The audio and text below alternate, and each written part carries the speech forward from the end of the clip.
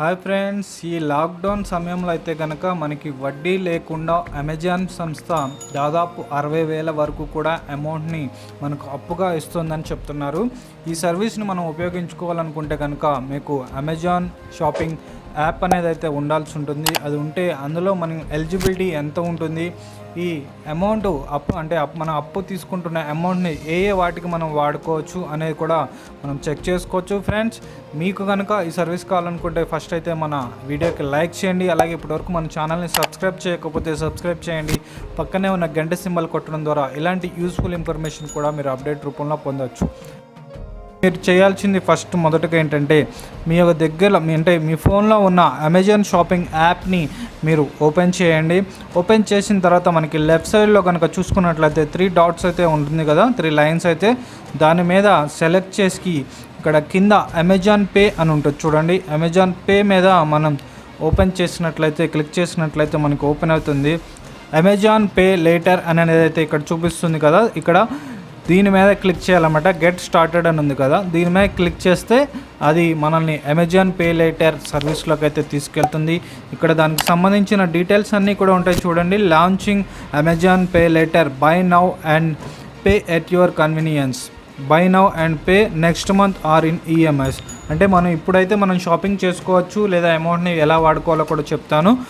Plus దాన్ని మనం next month మొత్తం ఎంత అమౌంట్ అయితే వాడామో అంత అమౌంట్ను పే చేయొచ్చు, లేదనుకుంటే దాన్ని ఈఎంఐలో కూడా కన్వర్ట్ చేయొచ్చు. అలాగే గెట్ క్రెడిట్ ఇన్స్టాంట్లీ, మనకి ఎంత అమౌంట్ అనేది అప్పు ఇవ్వడం జరుగుతుంది అనేది, ఇలాంటి అన్నీ కూడా ఇందులో మనం చెక్ చేసుకోవచ్చు. ఫ్రెండ్స్, ఒకసారి ఇది పైన దీన్ని చూడండి ఒకసారి. Register once, shop many times, repay once అనేది అయితే ఇవ్వడం జరిగింది. ఇలా ఏ వాటికి మనం వాడుకోవచ్చు కూడా చూసుకోవచ్చు. ఇక్కడ గ్రాసరీస్కి వాడచ్చు, రీఛార్జ్లు అండ్ బిల్ పేమెంట్స్ కూడా చేయొచ్చు. అలాగే mobile phones, TV and fridges, ఇలా అన్నిటికీ కూడా ఇక్కడ చేయొచ్చు. ఇందులో మనం రిజిస్టర్ చేయడానికి కావాల్సింది ఏంటంటే మన యొక్క పాన్ కార్డ్ నెంబర్ అనేది అయితే కావాల్సి ఉంటుంది. Give permission to use Amazon pay balance KYC, దీన్ని కేవైసీ కింద మనం సెలెక్ట్ చేసుకుంటే సరిపోతుంది అనమాట. అలాగే ఈజీ ఆటోమేటిక్ రీపేమెంట్ సర్వీస్ కూడా ఇచ్చారు. అంటే ఆటోమేటిక్గా మన అకౌంట్స్లో కట్ అవ్వాలనుకుంటే ఆప్షన్ కూడా మనం ఎంచుకోవచ్చు అనమాట. ఫ్రెండ్స్, అలాగే ఇంకా లేట్ చేయకుండా ఒకసారి మన ఎలిజిబిలిటీ లిమిట్ ఎంత ఉందో అనేది అయితే ఒకసారి చెక్ చేద్దాం. చెక్ ఎలిజిబిలిటీ లిమిట్ మీద అయితే నేను క్లిక్ చేశాను. అదైతే కొంచెం సమయం తీసుకుంటుంది, ఎందుకంటే మనకి ఎంత లిమిట్ ఇస్తారు అనేది అయితే ఇక్కడ ఇవ్వడం జరుగుతుంది. దానికి సంబంధించిన మనం కొన్ని డీటెయిల్స్ అయితే ఇక్కడ ఇవ్వాల్సి ఉంటుంది. ఫ్రెండ్స్, ఇక్కడ యూజ్ ఎగ్జిస్టింగ్ కేవైసీ, అంటే నేను ఆల్రెడీ నా పాన్ కార్డ్ అనేది అయితే ఇందులో రిజిస్టర్ అయ్యి ఉంది కాబట్టి కొన్ని అంకెల్ని ఇక్కడ నేను ఇస్తే సరిపోతుంది అనమాట. లేదనుకుంటే కనుక మీ యొక్క పాన్ కార్డ్ని అయితే మీరు ఇక్కడ ఎంటర్ చేయాల్సి ఉంటుంది. ఇక్కడ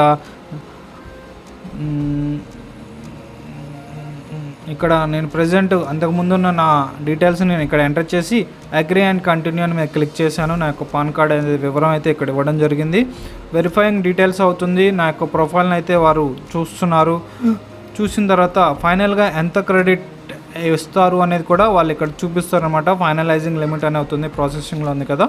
అది ప్రాసెస్ అయిన తర్వాత నాకు ఎంత అమౌంట్ ఇస్తారు క్రెడిట్ అనేది అయితే చూపిస్తున్నారు. ఇక్కడ నాకు 10,000 రూపీస్ అమౌంట్ అయితే వాళ్ళు ఇవ్వడం జరిగింది.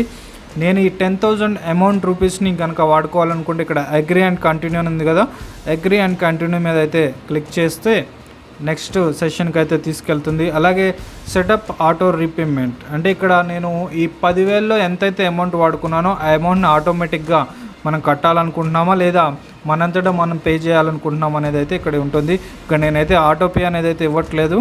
నేను ముందు వాడినాక తర్వాత అమౌంట్ని కట్టాలనుకుంటే డైరెక్ట్గా నేను కడదాం అనుకుంటున్నాను కాబట్టి నేనైతే ఇవ్వట్లేదు. ఫ్రెండ్స్, ఇక్కడ చూడండి, ఇప్పుడు నాకు 10,000 రూపీస్ అమౌంట్స్ అయితే ఇక్కడ రావడం జరిగింది క్రెడిట్ అప్పు కింద. ఈ 10,000 రూపీస్ని అయితే నేను గ్రాసరీస్కి వాడుకోవచ్చు, ప్లస్ అలాగే ఏమైనా మొబైల్ ఫోన్స్ కానీ అలాంటివి ఏమైనా వాడుకోవచ్చు. ఈ అమౌంట్ని మనం వాడుకున్నప్పుడు మనం మంచిగా కనుక పే చేసుకుంటూ వెళ్ళినట్లయితే కనుక మనకి ఎప్పటికప్పుడు ఈ అమౌంట్ అనేది అయితే పెరగడం జరిగింది. ఇప్పుడు ప్రజెంట్ అయితే లాక్డౌన్ సమయంలో కనుక చూసుకున్నట్లయితే మనకి ఈ 10,000 అనే కాదు 60,000 వరకు వస్తుంది వారి యొక్క లిమిట్ని బట్టి. కాబట్టి మనకి ఈ టైంలో ఎంతో యూస్ఫుల్ ఉంటుందని అనుకుంటున్నాను. ఫ్రెండ్స్, మీకు కూడా ఇలాంటి అవకాశం కావాలనుకుంటే మీరు అమెజాన్ షాపింగ్ యాప్లోకి వెళ్ళి ఈ విధంగా నేను చెప్పినట్టు చేస్తే మీకు వస్తుందన్నమాట. ఫ్రెండ్స్, ఈ వీడియో నచ్చినట్టయితే లైక్ చేయండి ఫ్రెండ్స్. అలాగే ఏమైనా సందేహాలు ఉన్న కింద కామెంట్ బాక్స్లో కామెంట్ చేయండి. మన ఛానల్ని ఇప్పటివరకు సబ్స్క్రైబ్ చేయకపోతే తప్పకుండా సబ్స్క్రైబ్ చేయండి. Thank you friends, thank you for watching.